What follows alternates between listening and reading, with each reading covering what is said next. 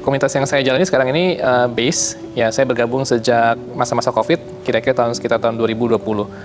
Dan belakangan ini saya baru saja bergabung dengan Persekutuan Wilayah atau Kompak.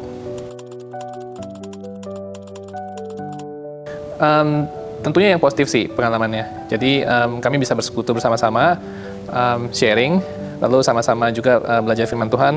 Tapi tentunya yang fun juga, kita sama-sama suka pergi makan bareng, ataupun pas waktu pertemuan juga ada makan-makannya.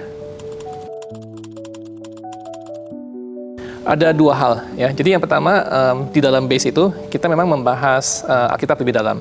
Ya, contohnya kisah kehidupan Daud. Di situ saya merasa bahwa kehidupan Daud yang kita bahas sangat mendalam di base itu sangat relevan dengan kehidupan kami sebagai anggota base, dan sangat kita masih bisa relate dengan kehidupannya Daud. Dan di situ kita belajar bahwa bagaimana Tuhan memelihara Daud sepanjang hidupnya, dan bagaimana Daud bisa dekat dengan Tuhan. Dan itu pun juga menjadi keinginan kita sih. Dan yang kedua itu tentunya adalah sharing pengalaman hidup sih. Jadi di dalam kelompok base itu, dari pemimpin kami yang pengalaman hidupnya jauh lebih banyak, dan juga dengan teman-teman sekelompok saling bisa membagikan mereka punya pengalaman hidupnya dan juga perjalanan rohaninya, sehingga saya pun juga sangat belajar banyak dari mereka semua, dari pertumbuhan rohaninya mereka juga.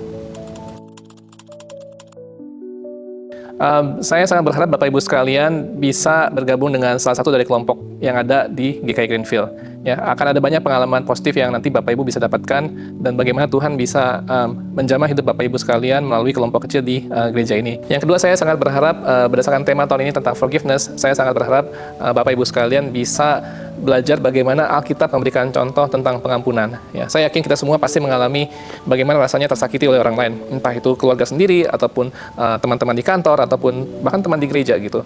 Kita harus belajar bagaimana Tuhan Yesus sendiri mengampuni kita semua, dan kita pun juga harus bisa mengampuni orang lain dan saudara-saudara kita.